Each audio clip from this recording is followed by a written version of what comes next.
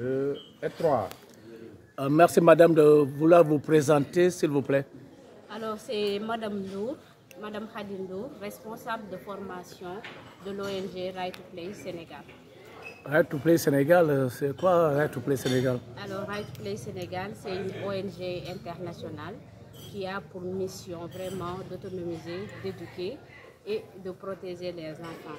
Right to Play intervient généralement dans des zones en situation de conflit où les droits les plus fondamentaux des enfants sont bafoués. Donc dans ce cadre, vraiment, Right to Play essaie de donner l'opportunité aux enfants d'avoir accès aux jeux, de pouvoir se développer leur caractère, de pouvoir se développer mentalement, physiquement, émotionnellement, mais aussi d'être capable de pouvoir surmonter tous les obstacles qui se dressent devant eux. Donc en général, Right to Play est présent dans plus de 16 pays, en Afrique, en Europe et aux États-Unis. Wow. Et dans le cadre vraiment de sa mission, Right to Play travaille avec les communautés et les populations pour l'émancipation des filles. On intervient aussi dans le cadre du programme RECAP-Jeux qui s'appelle Renforcement de capacité des jeunes filles par le biais du sport et du jeu.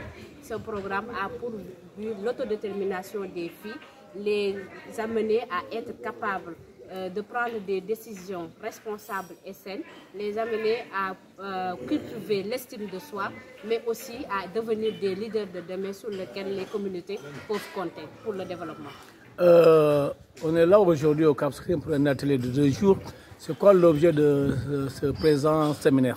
Alors, l'objectif de cette rencontre, c'est de vraiment former et orienter les mentors. Ces mentors sont identifiés au sein de la communauté par les communautés elles-mêmes, comme des personnes vraiment de référence, comme des modèles, comme des guides, comme des personnes qui peuvent partager leurs histoires, qui peuvent partager le récit de vie, sur lesquels ces filles vont s'appesantir pour pouvoir se développer elles-mêmes. Ces mentors serviront vraiment, comme on dit en Wolof, de Ndiadjike, pour aider ces enfants à faire face à l'adversité, pour leur montrer le bon chemin, pour leur indiquer que ça n'a pas été facile pour nous, mais nous y sommes arrivés. Donc pourquoi vous?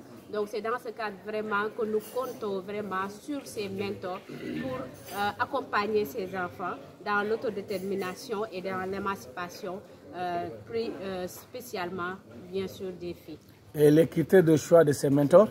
Alors généralement ces mentors sont des personnes qui travaillent dans le développement communautaire, ce sont des sportifs, ce sont des personnes qui sont engagées au sein de leur communauté, qui travaillent pour la protection de l'enfance. C'est vraiment des guides qui travaillent déjà parce que, comme je l'ai dit auparavant, c'est déjà des personnes qui sont engagées pour la protection de l'enfant. Donc on vient juste pour vraiment renforcer avec les approches de Right to Play pour leur permettre de savoir qu'est-ce qu'on attend de vous, quels sont les éléments de base d'un bon mentorat, quelle est la relation, quelle devrait être la relation entre le mentor et le mentoré et comment les aider à établir vraiment une réussite dans le cadre de cet accompagnement.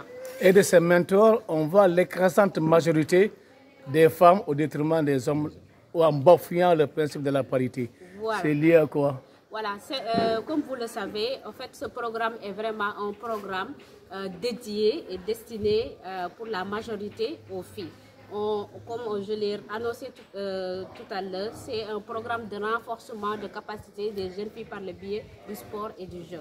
Et si Right to Play intervient pour l'autonomisation des filles, c'est parce qu'il y a les droits les plus fondamentaux de ces filles-là qui sont des fois violés, qui sont bafoués. Donc dans le cadre vraiment de l'intervention de Right to Play dans les 9 communes, à savoir Ziguinchor, à savoir Oussouye, Moulomp, Djembering, Thionck-Essyl, Bignona, Sédhiou, Bambali et Djirédji. Ces filles-là, on a noté qu'ils avaient besoin de plus d'accompagnement, par exemple au détriment des autres zones, dans la zone Casamance, parce qu'il y a les violences basées sur le genre qui sont vraiment présentes là-bas, il y a les mariages précoces, il y a l'abandon voilà, des écoles. Donc toute une vraiment panoplie de problématiques auxquelles ces filles font face.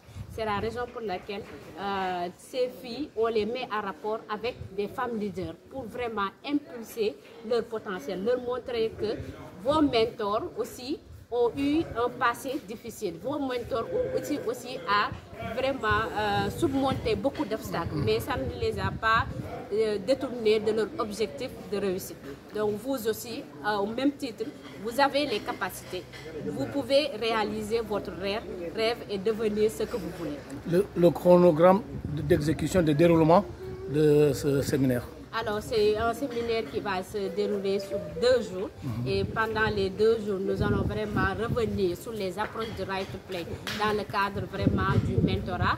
Comment Right to Play voit les concepts mentor et mentoré, comment devraient être les éléments de base qui sous-entendent entre les mentors et les mentorés, quels sont en fait les bénéfices de participer à un tel programme pour le mentor et le mentoré, et surtout le cadre d'exécution, c'est-à-dire comment les activités vont se dérouler entre les mentors et les mentorés et comment les appuyer pour l'exécution de ces activités et comment vraiment les mentorés aussi peuvent gagner davantage en expérience sur le récit de vie de leur mentor. Parce qu'il y aura des panels aussi où on va donner la possibilité à ces mentors de partager leur histoire. Pour terminer, vos souhaits pour un bon déroulement de ce présent atelier? Alors, je suis, en tant que représentante de Right to Play, je suis déjà satisfaite vraiment de la présence des personnes qui ont été convoquées. Et déjà, on a vu qu'il y avait déjà de l'expérience. Ces gens ont déjà vraiment une expérience sur les pratiques d'accompagnement des enfants. Donc nous, ce qu'on aimerait vraiment, c'est plus renforcer et leur aider à plus réussir ce challenge qui va durer de 1 à 2 ans et pour 1 mois d'essai d'abord. Et on va essayer de voir aussi et d'évaluer, planifier des activités pour aller dans le cadre vraiment d'une suivi beaucoup plus poussé et essayer de réussir ce challenge qui nous a été confié dans le cadre du projet. Nous vous remercions, madame. Merci beaucoup. C'est bon? Non, c'est bien. Bon, on va pas parler de la parce qu'elle l'a déjà évoqué.